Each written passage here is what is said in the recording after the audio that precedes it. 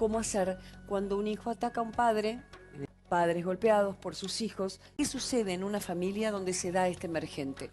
Quizás tiene alguna enfermedad mental que respondió de esa manera, un trastorno límite de la personalidad, hasta simplemente que se enojó y todo se fue descontrolando, la madre no pudo contener. La adolescencia es muy difícil de gestionar, digamos, como padre, porque cuando uno quizás no pone límites de la infancia, en la adolescencia es más complejo. Entonces, cuando un niño está angustiado, está enojado, y le sacan el wifi, y entonces desata en furia, y pasa a la acción, ¿no? ¿Pero por qué? Porque no se puede gestionar bien la emoción. Es una etapa que para ellos es difícil transitar, y tiene que ver con el vínculo que ya está gestado, con que si hay comunicación o no en la familia. No han podido, no les ha salido.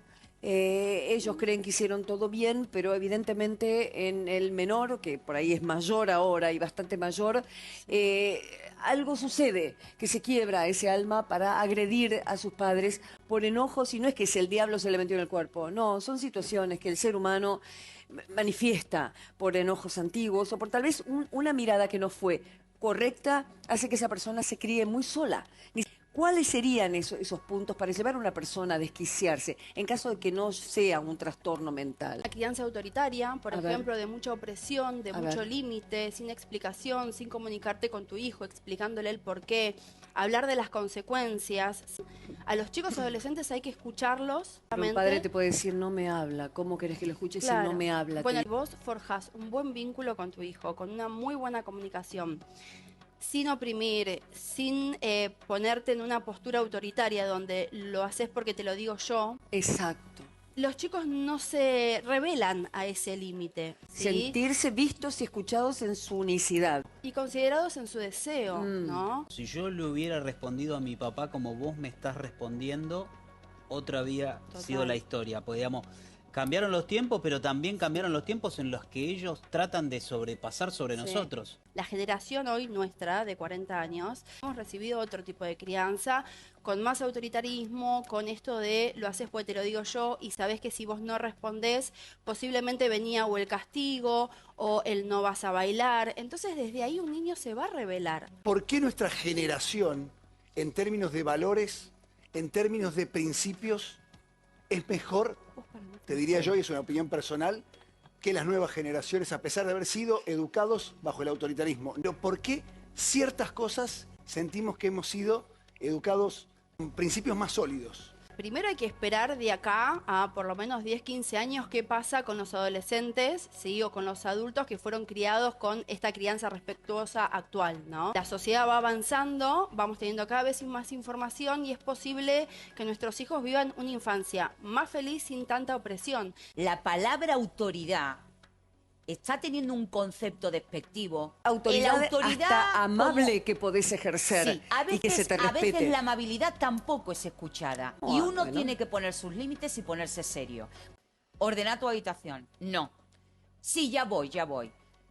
Todos los días, todas las semanas. ¿Qué pasa si no lo ordenas? ¿Qué pasa si vos, el cuarto sigue ordenado? ¿Qué peso para vos es el cuarto desordenado? No voy a platos, tenedores, en algún momento calculo que la casa necesita por supuesto, de vuelta si los no viene una platos, cucaracha y los fuiste. tenedores, que no entren cucarachas, que no entren roedores, por una cuestión de salud, higiene de la casa. Tiene que abrir la puerta y decir, hasta acá llegamos. Bueno, la consecuencia.